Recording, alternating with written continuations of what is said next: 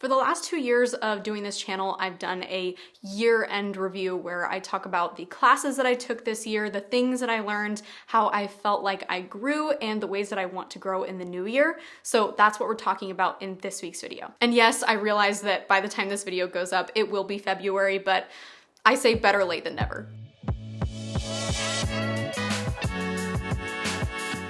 Really quickly though, let's go back to last year's year-end review where I set my goals for 2022. Feel strongly that I want to invest in this year is learning more about the legalities, whether that's reading some Masada Yu books or hopefully getting to one of his classes.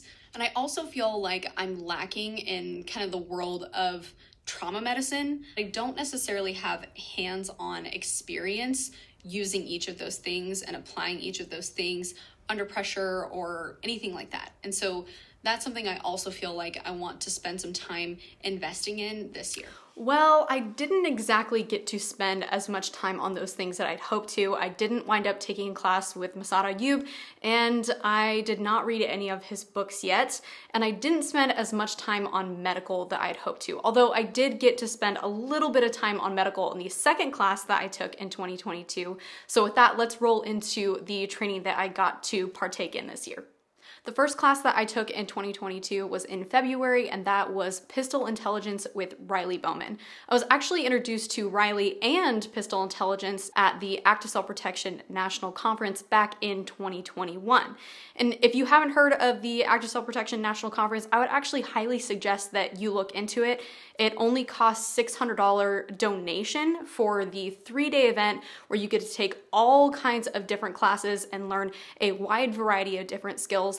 And your $600 donation actually makes it possible for a foster teen to come to camp for a whole week. Pistol Intelligence was actually the first class that I got to put my SIG P365 through, and I quickly learned that just after 300 rounds of recoil, my hand joints were just throbbing, like hurting so bad, and I thought that I was going to run my P365 through the entire 2-day class, but I could not do it. With the cold temperatures and that recoil going into my hand joints, it was just too much. So I wound up switching to my Glock 48 on day 2. Day 1 and day 2, he has you run this skills test. And it kind of gives you an idea for where you're at. The thing that wound up being really helpful for me was that I started day 1 with my P365, and then I did day 2 with my Glock 48. So I got to take the skills test with my P365 in a class setting, and then I got to take the same skills test the next day with my Glock 48, and there was a really stark difference in my ability to perform with both guns. And to be fair, the P365 is smaller, and to be even fairer, I have shot thousands of more rounds, especially at that period of time. I had shot thousands of more rounds through my Glock 48 than I had my P365. I'll say at the end of 2022, looking back, I can shoot my P365 a lot better than I could then. So I'm interested to take that test again and kind of see how it's improved compared to my performance with the P365 at the very beginning of 2022 and my performance with the P365 at the end of, beginning of 2023. The third class that I got to take in 2022 was a class with Melody Lauer. This was an invite only for Citizens Defense Research.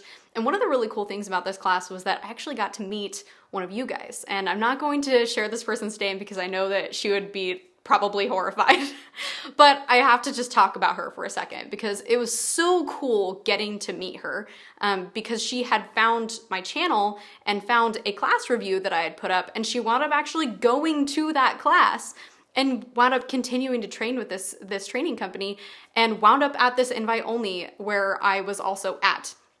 And the super cool thing about this lady is that she started her training journey and she just kind of kept going. She didn't stop at the one class.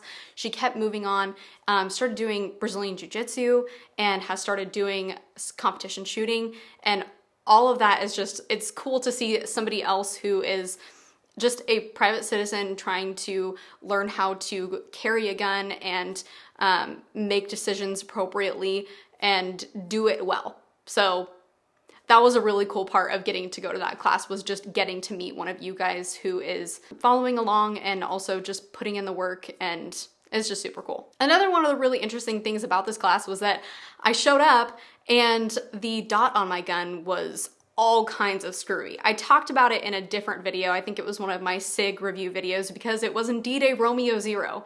And it was not just broken. It didn't just shut off and not work. That's what was so interesting about it, was that it was like coming on and off. It wasn't just flickering. It would straight up not work for like 25 shots and then come back on for like 5. So I never knew when I would go to present my gun in the class, I actually didn't know if my dot was going to show up or not. And it wound up being a really interesting training tool, where going into drawing this gun, going through drills and tests and things like that, I didn't know what sighting system I was going to be using when the gun came up. I would think in my head, I'm going to expect the dot to show up, because when I carry a gun, I'm carrying a gun with a dot on it, and I expect the dot to be there. So mentally, when I would go into those drills, I would expect the dot to show up, and sometimes it would, and sometimes it wouldn't. And I was really surprised by my ability to just go straight to the irons. It was really not that mentally challenging to expect the dot, not see the dot, and just go straight to the irons. I didn't notice any kind of major delay there or anything. It just was right back to the next sighting system. And finally, the last thing we did in this class was we went through more scenario-based stuff. And that is something I want to do in 2023, is work through more scenario-based stuff.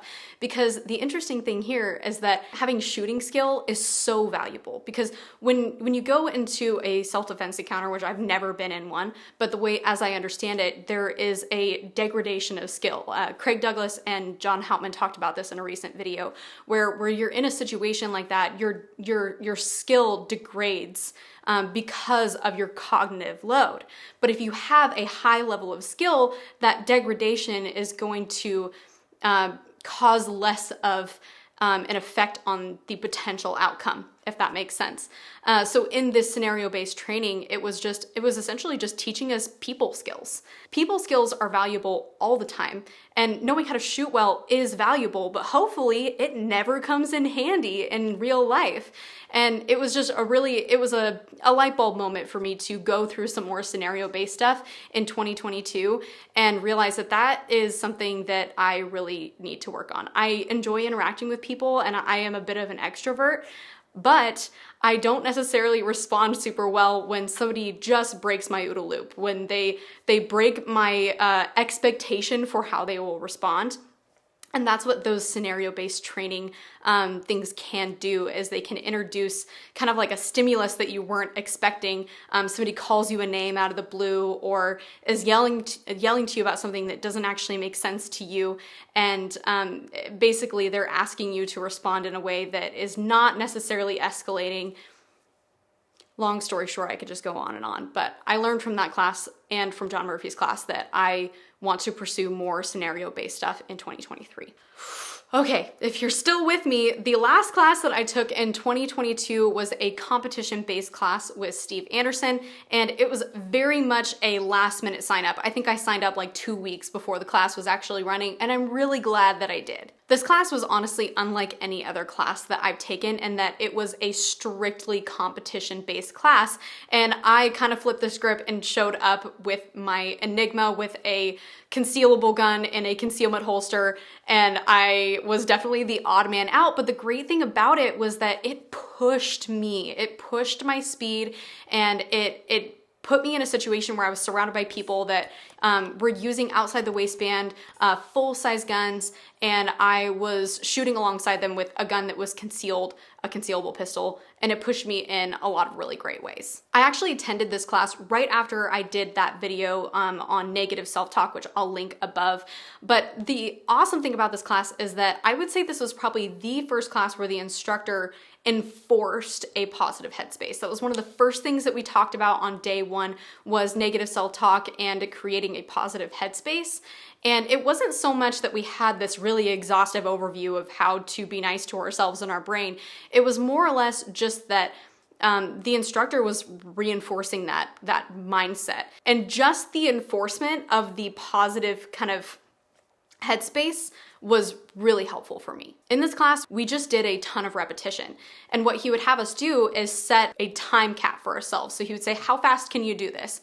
And I would say, I can do this in 1.2 seconds. And he's like, can you do it faster though? And I'd go, okay, 1.1, you know, like that's me pushing myself. I can do it in 1.1. And then I would do it in 0.9. We would rep it until we would hit the mark that we'd given for ourselves. Almost every time we would just actually blow that out of the water. And that was also really confidence building for me, going through those drills, repping them until I did them well, and then growing my confidence because of that. Knowing that, okay, if I push myself and I see what I need to see and I don't get in my head, I'm capable of doing that thing. I honestly can't emphasize enough how much the positive headspace thing has affected me as a shooter.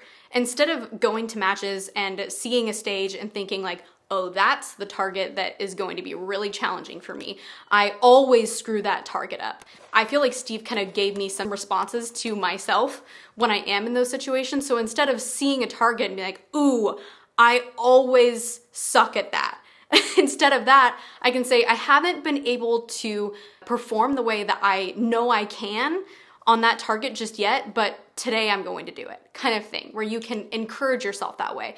Another one is I'll see something that I have succeeded at more challenging shots. So I'll look through a stage and think, okay, I have achieved things that are much harder than this in terms of marksmanship. So going into this stage, I'm gonna go 1 for 1 on all the steel, and I got this. And honestly, it does. It makes all the difference going into a drill, a test, a range day, or a match. Instead of giving myself negative reinforcement, I'm giving myself positive reinforcement. And honestly, I try to like keep my distance from people who are vocally negative about their shooting particularly when I'm at a match. If somebody is speaking negatively about their shooting ability or they're talking about how impossible this stage is gonna be, I just kind of back myself up and do my own thing, because that positive headspace makes such a difference. Lastly, I just want to sum up what I was carrying this year.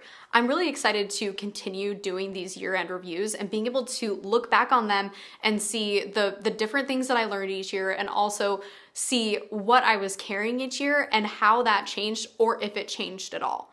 At the beginning of this year, nothing really changed. I was kind of still switching back and forth between my Glock 48 and my P365, but kind of mid to the end of this year, I switched over to predominantly carrying my P365 because I got a bore sight grip module, and that made all the difference for me. It is so much more comfortable to shoot. I feel much more confident with it, and it is significantly easier for me to conceal on the day-to-day. So that's really the main thing that's changed in 2022 in terms of my concealed carry setup, is that I put a bore sight grip module on my P365 and predominantly have been carrying that. I've continued to carry in a Filster Enigma Express with a reduced size buckle and a sport belt with a paracord leg leash. Technical shooting classes are so much fun, and I don't foresee myself stopping going to them anytime soon. However, my goals for 2023 include taking some kind of force-on-force class,